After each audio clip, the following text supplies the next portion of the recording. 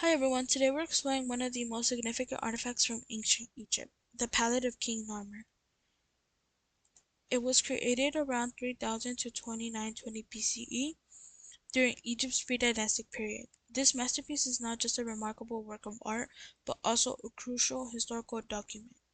Discovered in Hierakonpolis, Egypt in 1898, it's now housed in the Egyptian Museum in Cairo. While the artist remains unknown, the palette is attributed to King Narmer, traditionally credited with uniting the two regions of Egypt.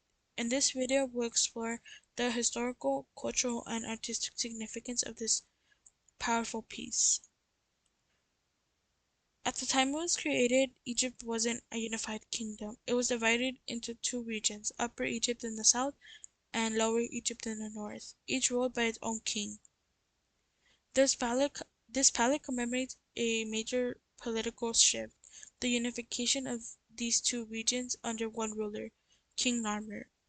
This unification marks the beginning of Egypt's first dynasty and the formation of a powerful centralized state. Not only does this palette reflect a key political event, but it also illustrates the divine status of the pharaoh.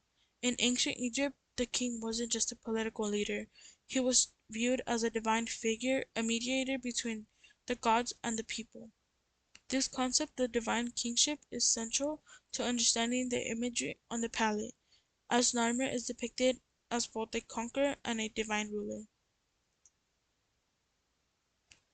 While the identity of the artist remains unknown, the skill and artistry of the piece are clear.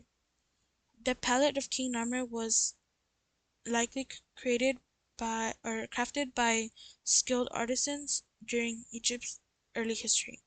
This ceremonial object was likely used for rituals, possibly for mixing makeup during religious ceremonies or to honor gods like Horus, the falcon god.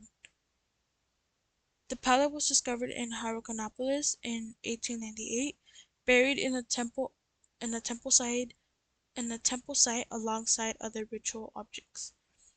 The scenes carved onto the palette symbolize Narmer's victory and his unification of Egypt. On the palette, Narmer is depicted wearing both the red crown of Lower Egypt and the white crown of Upper Egypt, an unprecedented representation that visually affirms his control over both parts of the country.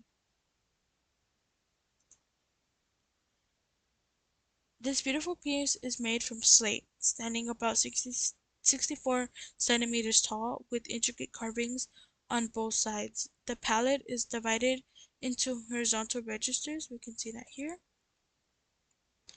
organizing the composition into distinct scenes. On one side, this side, Narmer is shown as a giant, symbolizing his dominance over his enemy, and on this side, he is depicted as a bull, right here, which symbolize a which is a symbol of divine strength, crushing a city with his horns.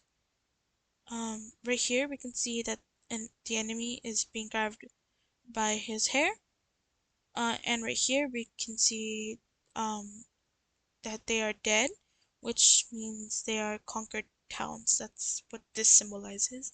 And up here, this symbolizes it's a general symbol of Lower Egypt, or perhaps it symbolizes the defeating of 6,000 people in the Delta. Up here we can see Horus. This is it was a symbol of the king. And then we can see right here, this is called the maze. Through Egyptian history, kings were shown smiting the enemy with the maze. And right here, we can see Narmer's name, which is in between two bovine, I think that's how you say, these two bovine heads. And then over here on this side, we can see a bull right here, destroying a fortress, an enemy at his feet right here. And this symbolizes the king as a conqueror. Right here, these are mythical animals representing the unification of Upper and Lower Egypt, and this resembles Mesopotamian art. Right here, these are fallen enemies, decapitated, and they have heads between their legs. Up here, right here, these are areas ruled by Narmer.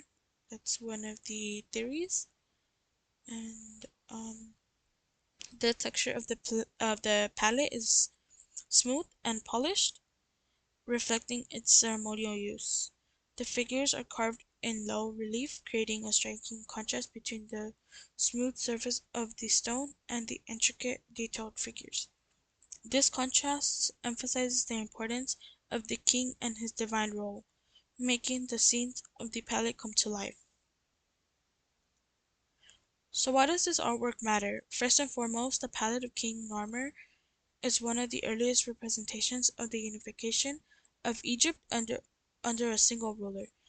It's a symbol of the beginning of Egypt as we know it, laying the foundation for one of the most enduring and powerful civilizations in history.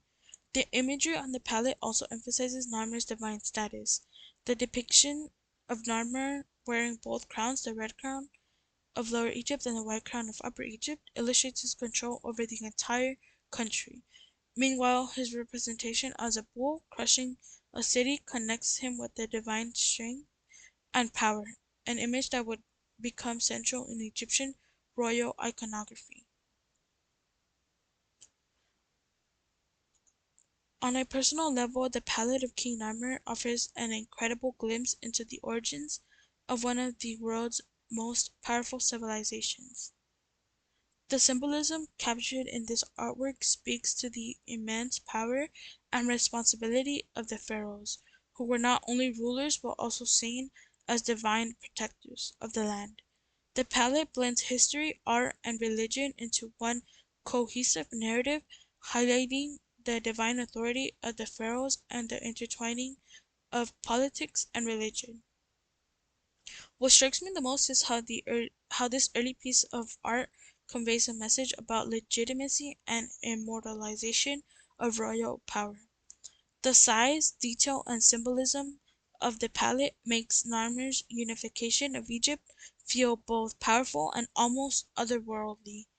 This isn't just an artistic piece, it's a statement about divine kingship and the responsibility of a ruler to maintain cosmic order, something we see reflected in art across many cultures throughout history.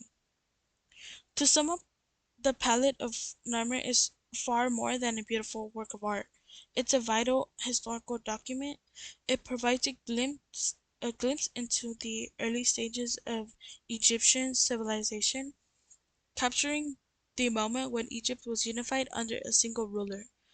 The artwork's intricate design, its symbolism, and its religious significance makes it a key piece in understanding the foundation of ancient Egyptian culture. And that is it for my presentation. These are the sources I used, and thank you.